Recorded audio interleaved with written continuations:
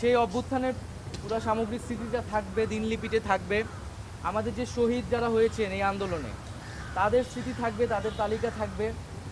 এবং এই আন্দোলন ছাড়াও গত 16 বছরে আমরা এই অভ্যুত্থানটাকে তো একটা 16 বছরের একটা লড়াইয়ের একটা মুহূর্ত আমরা 5ই আগস্টে পেয়েছিলাম। তো এই পুরো 16 বছরের যে আমাদের যেই নিপীড়ন হয়েছে, যারা গুম হয়েছে তাদের তালিকা থাকবে, এবং যাদের বিচার বহির্ভূত হত্যা হয়েছে এই সকল বিষয়গুলোর একটা রিপ্রেজেন্টেশন থাকবে। এবং যেখানে আমরা সিদ্ধান্ত নিচ্ছি এই যে যেই স্থাপত্যটা এখন ভগ্নাবশেষ অবস্থায় আছে সেটিকে সর্বোচ্চ সেই অবস্থায় রেখেই আমরা এই জাদুঘরটি করা হবে। এবং এখানে কিছু ডিজিটাল রিপ্রেজেন্টেশনও থাকবে। আমরা এই ভগ্নাবশেষগুলো রেখেই আমরা কিছু ডিজিটাল কার্যক্রমের মাধ্যমে এই জাদুঘরটি থাকবে, এবং পুরো 16 বছরের আমরা একটা চিত্র সেখানে তুলে ধরার চেষ্টা করব।